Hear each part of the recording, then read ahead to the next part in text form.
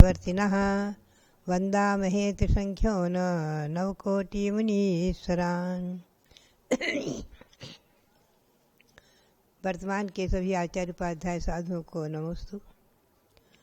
हमारा चिंतन चल रहा था कि श्री गौतम स्वामी ने प्रतिकोण भक्ति में कहा, ऊर्ध्व मह तिरी लोये सिद्धाय जनानी नमस्सामी। ऊर्ध्वलोक, मध्यलोक और अधोलोक में जितने भी सिद्धायतन यानी जिन मंदिर हैं, अकृत्रिम जिन मंदिर, उनको हम नमस्कार करते हैं। तो कई बार चिंतन चलता है कहाँ कहाँ जिन मंदिर हैं। वैसे तो अकृत्रिम जिन मंदिरों की संख्या बताई है 8,56,57,481, लेकिन इससे अतिरिक्त व्यंतरदेहों के भवनों की संख्या, जिन मंदिरों की संख्या और ज्योतिर्वासी विमानों की जिन मंदिरों की संख्या असंख्यात मानी है। व्यंतरदेहों के भवन पर आवास 3 प्रकार के स्थान हैं, और ज्योतिर्वासी विमान जो आकाश में हमें दिख रहे हैं, सूर्य, चंद्रमा, ग्रह, नक्षत्र, तारा आदि के, यह असंख्यात हैं मध्यलोक में, और असंख्यात जिन मंदिर है सब में ये विशेषता है। आज मैं एक नया विषय थोड़ा सा आपके सामने रखूं।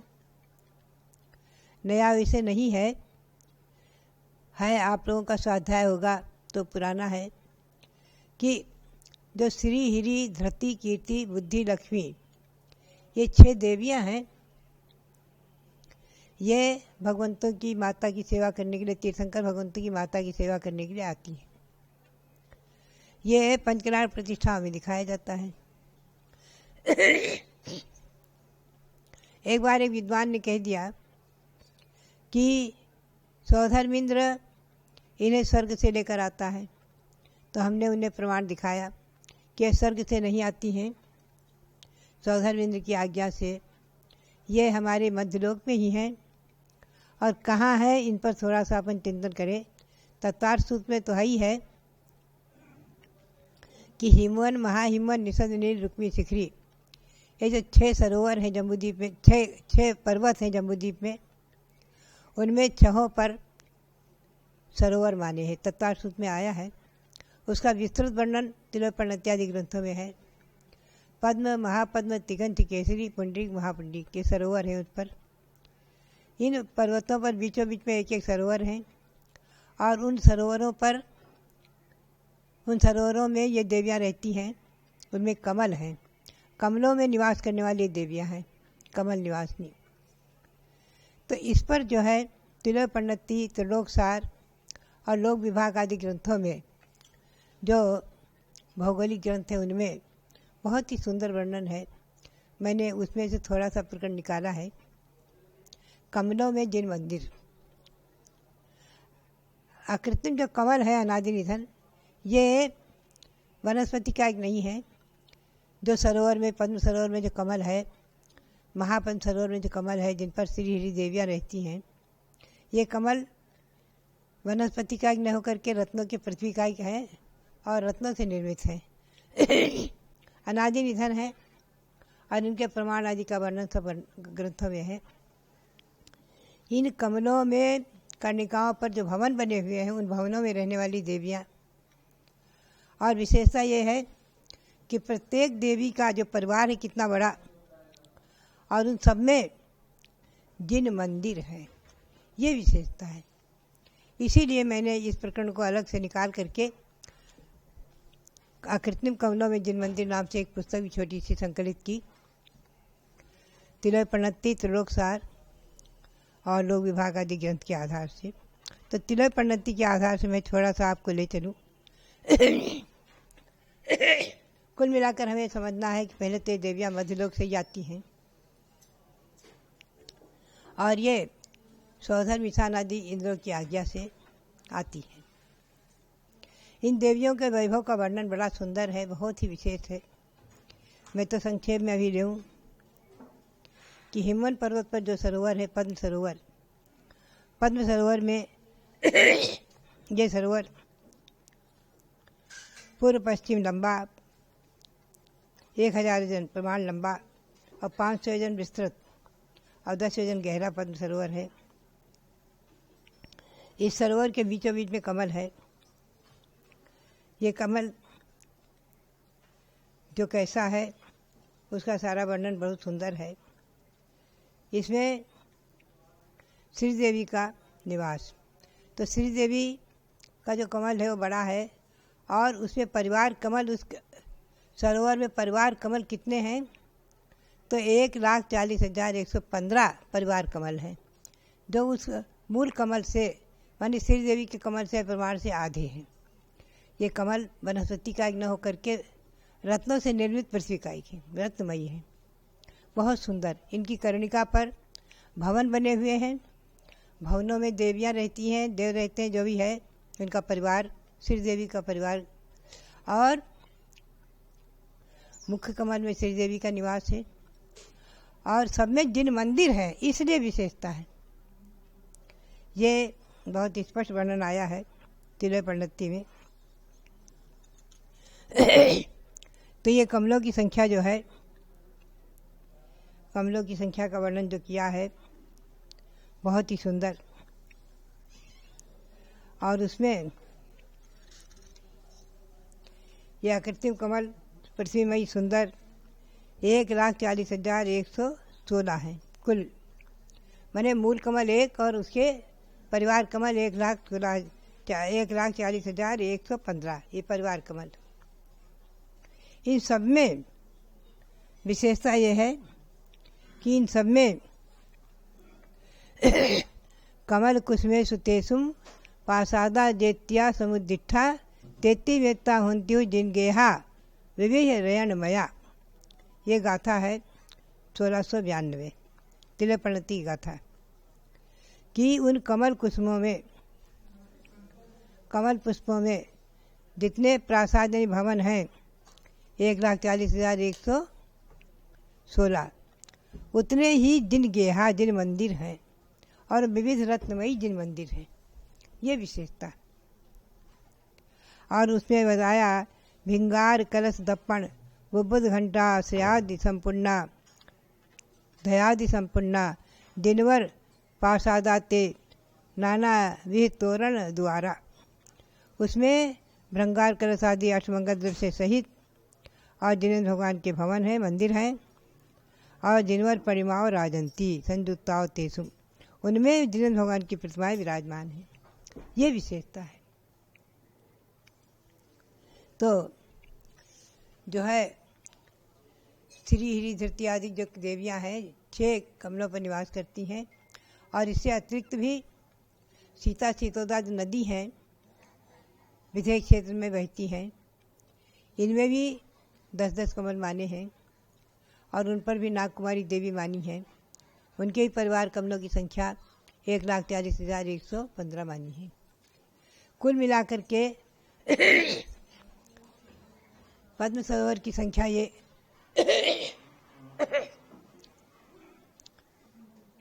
पद्म सरोवर के कमलों की श्रीदेवी के कमल की संख्या ये है, श्रीदेवी का कमल की संख्या इससे दूनी है और धृति देवी के कमल की संख्या उससे दूनी है।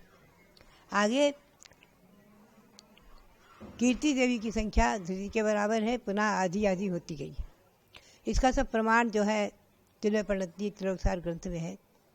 आप लोग स्वाध्याय करें तो बहुत आनंद आएगा। आनंद इसलिए आएगा कि समय जिन मंदिर हैं इसलिए विशेषता है। और इन जिन मंदिरों को, अकृत्रिम जिन मंदिरों को श्री गौतम स्वामी जैसे महर्षियों ने भी नमन किया है, हम और आप तो नमस्कार करते हैं परोक्ष में, कृत्रिम अकृत्रिम जिन मंदिरों की वंदना करते हैं। गौतम स्वामी ने कहा है ये व्यंतर विमानेषु संख्यातीता जिनालया है, संख्यातीत चैत्र भक्ति में कहा है कि असंख्यात जिन मंदिर व्यंतर देवों के हैं, और ज्योतिर्वासी विमान भी असंख्यात हैं, असंख्यात जिन मंदिर है। तो बात यही है कि अकृत्रिम जिन मंदिर उसमें बहुत सुंदर हैं और उनमें जिन प्रतिमाएं हैं ये विशेषता है। ऐसे ही तो जो ये 6 सरोवर और 10 सरोवर जो है सीता सीतोदा नदी में, ऐसे ही उनकी संख्या निकाली है सब हमने 2.5 जीव के पूरे कमलों की, तो सब संख्या आई है मिल करके 6,19,31,272 संख्या आई है। यानी आगे धात्री खंड में दूने दूने कमल हैं, पुष्कराज में उससे दूने हैं आदि, जो तिलय परिणति के ग्रंथ के आधार से हमने निकाला। तो इन कमलों की संख्या जो आई है 6,19,31,272, और सब में आकृति जिन मंदिर है ये विशेषता है, उन मंदिरों को नमन किया। गौतम स्वामी जैसे महर्षियों ने भी कृत्रिम जिन मंदिरों की वंदना की है चैत्य भक्ति में और प्रतिकोण भक्ति आदि में। हम और आप प्रतिदिन पढ़ते हैं, उसका अच्छी तरह से विस्तार से अगर अर्थ भी समझते रहें तो और आनंद आ जाता है कि कितने कितने अकृत्रिम जिन मंदिरों की हम वंदना कर लेते हैं एक चैत्य भक्ति पढ़ते हुए, एक प्रतिकोण भक्ति पढ़ते हुए कितने जिन मंदिरों की अकृत्रिम जिन मंदिर की वंदना हो जाती है। वो कहाँ कहाँ है, क्या क्या है हमारे मध्यलोक में आदि। तो बात यही है कि अधोलोक और मध्यलोक ऊर्ध्वलोक के तो मंदिरों की संख्या है, मध्यलोक के मंदिरों की मंदिर जो 458 तो है ही हैं, बाकी ये व्यंतर देवों से संबंधित ज्योतिर्वासी देवों से संबंधित जो मंदिर है वह संख्यात हो जाते हैं। रत्नमयी जिन प्रतिमाएं सब में ये विशेषता है। इसीलिए तो मैं कई बार चिंतन करती हूँ कि देवगण हमेशा वहाँ अपने मंदिरों की वंदना करते ही करते हैं, दर्शन आदि करके पुण्य का संचय करते हैं। और यही कारण है कि देखिए हमेशा हम और आप ध्यान रखें कि देव पर्याय से कोई भी मर करके विकलत्र नहीं हो सकते, 2 इंद्री 3 इंद्री 4 इंद्री नहीं हो सकते, न नरक जा सकते। गति और आगति में हम जब चिंतन करते हैं तो देव मर करके नियम से मनुष्य ही होते हैं, और तिर्यंत हो सकते हैं तो तिर्यंत में पंचेंद्रिय होते हैं। कदाचित कोई वहाँ से सम्यक तो रहित मरण किया और आर्त ध्यान विशेष रहा तो तिर्यंत हो जाते हैं। जैसे एक उदाहरण कर मैंने पढ़ा त्रिलोक मंडन हाथी का, बड़ा आश्चर्य हुआ कि महामुनि और जरा सी मायाचारी कर ली। उस मायाचारी के प्रभाव से पहले तो स्वर्ग में मुनि थे, स्वर्ग में देव हुए, पुनः वापस स्वर्ग से देव से च्युत होकर त्रिलोक मंडन हाथी हो गए। और जब जाति स्मरण हुआ, भरत को देख करके जाति स्मरण हुआ कि हम और ये दोनों मुनि थे, भाई भाई थे आदि, तो पश्चाताप हुआ और देशभूषण कुलभूषण केवली के पास पहुंच करके सम्यक दृष्टि बन गए, पुनः आगे अपना भाव सुधार लिया। तो बात यही है, प्रथमा नियोग भी बड़ा रोमांचकारी, और ऐसे ऐसे उदाहरण जब उसमें पढ़ते हैं तो ऐसा लगता है कि देखो, तो देव योनि से च्युत होकर के कोई भी जो है एक इंद्रिय तो हो सकता है, एक इंद्रिय हो सकता है कदाचित कुछ ज़्यादा आर्त ध्यान आदि से प्राण छोड़ने पर कदाचित एक इंद्रिय भी हो जाते हैं। तो आचार्य श्री हमेशा कहा करते थे वीरसाज महाराज कि आप लोग इतने परिणाम निर्मल रखो कि हम देव योनि में पहुंच करके भी हमारा सम्यक इतना दृढ़ रहे कि क्षण प्रति क्षण हम भगवंतों की दर्शन की भावना करते रहें। कि मुनीष लीनाव्यु कीर्ताव्यु स्थिरौ निखाताव्यु विमिताव्यु पादौ त्वदीयौ मम तिष्ठतां सदा तमोधुनानौ हृदय दीपिकाव्यु। ये काव्य श्री अमित गति आचार्य का जो सामयिक 32 शतका में आया है, बड़ा सुंदर है। हम और आप इसे भगवान के सामने पढ़ते ही हैं प्रायः। मुनीष लीना भी, हे भगवान, हे मुनियों के ई से जनेन्द्र भगवान, आपके दोनों चरण कमल हमारे हृदय में लीन हो जाए, स्थिर हो जाए, निखाता हुए कीलित हो जाए, खुद जाए, जैसे पत्थर में कोई उत्कीर्ण कर दिया ऐसे उत्कीर्ण हो जाए, स्थिर निखाता विबिंबिता बिंबित हो जाए, पादो तदीयो कीलित हो जाए, तमो धुनानो हृदय दीप काव्य, अंधकार को दूर करते हुए, मोह अज्ञान, हृदय में अंधकार कौन सा है? हमारे राग द्वेष मोह आदि का अंधकार है। इनको दूर करते हुए आपके चरण युगल हमारे हृदय में हमेशा विराजमान रहे। तव पादों में हृदय, कितना सुंदर एक काव्य। तव पादों में हृदय मम हृदयम तो पदद्वय लीनम। तो बात यही, हम और आप सभी इस समाधि भक्ति में कितनी बार समाधि भक्ति पढ़ते हैं? 28 कृतिकर्म में 28 बार तो हो ही जाती है, और कितनी बार हो जाती है?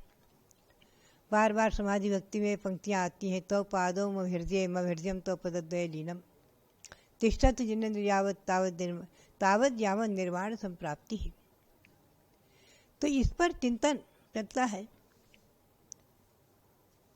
कि सचमुच में साधु जीवन अपना 24 घंटे कोई ना कोई अपना कृतिकर्म, अपनी क्रियाएं, अपने को सावधानी रखना पड़ता है कि हमारे कृतिकर्म कोई छूटा तो नहीं। 28 कृतिकर्म रात तक हो जाए, अपने 4 बार का स्वाध्याय हो जाए, 3 बार की सामायिक हो जाए, 2 बार का प्रतिक्रमण हो जाए, सारी अपनी आवश्यक क्रियाएं, अपना समय व्यर्थ ना जाए। एक एक क्षण, एक एक सेकंड एक एक अमूल्य है, एक एक समय, एक एक मिनट अमूल्य है अपना जीवन का। अभी वर्तमान में इस महामारी में मेरे मुख से एक दिन पारस चैनल के माध्यम से प्रवचन में निकला, कई लोगों ने इस पर स्वामी जी को, हमारे रविंद्र कीर्ति को फ़ोन किया कि मैंने सदमाता जी का पकड़ा।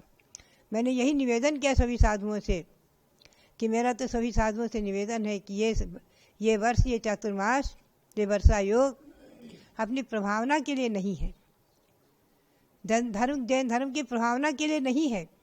ये चातुर्मास केवल जो है अपनी साधना के लिए है, प्रभावना के लिए नहीं है। हम जन समुदाय को इकट्ठा नहीं कर सकते। ऐसा महामारी का प्रकोप जो फैला हुआ है, जन जन में जब सुनो तो बड़ा आश्चर्य और दुख होता है कि ऐसी महामारी न तो कहीं शास्त्रों में पढ़ी है जो एकदम से सारे विश्व में व्याप्त हो। एक गांव 2 गांव में आई और लोग आसपास के दूसरे गांव में चले गए, सुरक्षित हो गए। लेकिन ये तो जो है सारे वैश्विक महामारी। ऐसी स्थिति में हमें और आपको सबको बहुत सावधानी रखना है। अपनी सुरक्षा और अपने चारित्र की सुरक्षा, अपने संयम की रक्षा, अपनी रक्षा, अपने संयम की रक्षा, अपने संघ की रक्षा, और जितना है उतना अपनी साधना। ये साधना का चतुर्मास है, ये साधना का काल है, प्रभावना का काल नहीं है। उसे जितनी प्रभावना हो जाए पारस चैनल आदि के माध्यम से ठीक है। एक पारस चैनल का आदि, जिनवाणी चैनल, इनका माध्यम इतना बड़ा है कि हम और आप अपने कमरे में बैठकर प्रवचन कर दिया और लाखों नहीं, 10, 20, 50 लाख लोगों ने सुन लिया। ये भी एक प्रकार से बहुत बड़ी आज आविष्कार, वैज्ञानिक आविष्कार की उपलब्धि है, जहाँ हम और आप इतनी दूर तक प्रवचन को सुना सकते हैं। तो बात यही है कि ये देखा जाए तो ये वर्षा योग और ये समय हम और आपके लिए साधना का समय है। हम और आप जितना स्वाध्याय अधिक कर लें, जाप अधिक कर लें, ध्यान अधिक कर लें, और जितना समय अपना धर्म में ध्यान में व्यतीत हो और स्वस्थ बने रहें, स्वस्थता की ओर ध्यान रखें। खास करके आप सभी साधुओं से मेरा विनम्र निवेदन है कि इस समय अभी हमारे स्वामी जी रविंद्र कीर्ति ने बताया कि अब की 10 लक्षण में मैंने कार्यक्रम सभी स्थगित कर दिए। सभी लोग जिनके फ़ोन आ रहे हैं 10 लक्षण में आने के लिए, मैंने सबको मना कर दिया,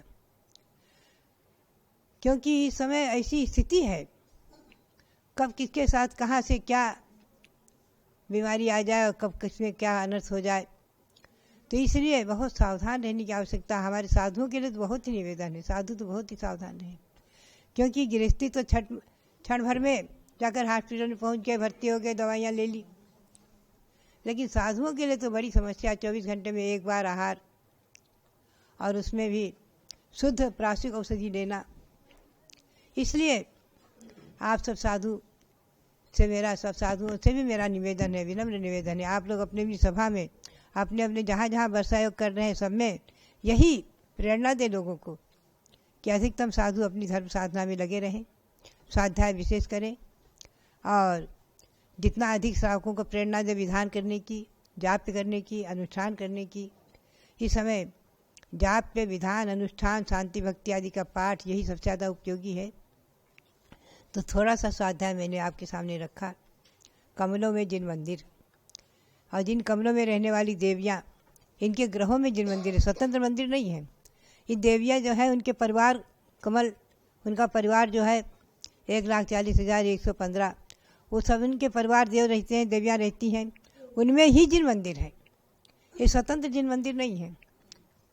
मेरी समझ में तो ये आया है कि व्यंतर देवों के मंदिर कहलाते हैं, व्यंतर देवों के ही जिन मंदिर कहलाएंगे। व्यंतर देवों की जो संख्या, तो जिन मंदिरों की संख्या उसी में जाएंगे, उसी में इनकी गणना मानी जाएगी। ऐसा मैंने स्वाध्याय से पाया है। तो सचमुच में देखा जाए तो सबसे बड़ी बात यह है कि अकृत्रिम जिन मंदिर असंख्यात हैं और कृत्रिम जिन मंदिर आज जो भव्य महापुरुषों के द्वारा, श्रावकों के द्वारा निर्माण कराए जाते हैं, साधुओं की जिनमें प्रेरणा होती है, कितने पुण्य का संपादन होता है।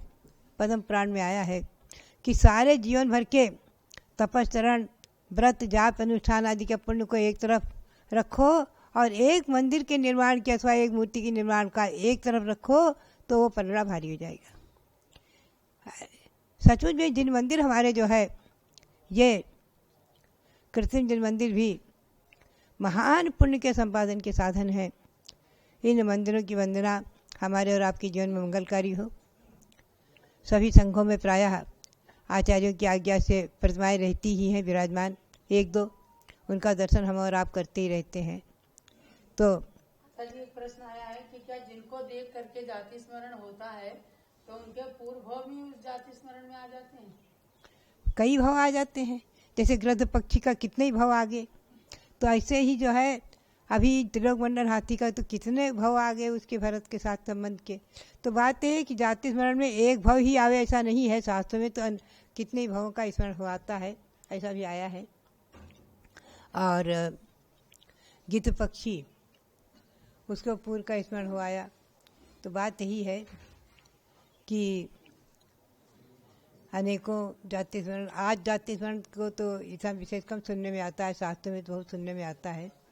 जाति स्मरण प्रायः करके गिद्ध पक्षी को हुआ, हाथी को हुआ। जो ये हाथी पार्श्वनाथ के जीव में जो मरुभूति का जीव मरकर हाथी हुआ था, उसको जाति स्मरण हो गया था आचार्य श्री को देख करके। तो शास्त्रों में तो वर्णन आते ही हैं और वर्तमान में भी देखा जाता है कई एक लोगों को जाति स्मरण हुआ, उन्होंने अपने पूर्वज के बहुत से स्थानों की बात याद दिलाई और जो कि तो जैसा कहा वैसे ही निकला। तो जाति स्मरण तो शास्त्र में लिखा हुआ ही है। और जाति स्मरण जो है अपने जो सम्यक की उत्पत्ति में एक जाति स्मरण कारण माना है, नरक में भी कारण माना, जाति स्मरण को सम्यक की उत्पत्ति में एक कारण माना है।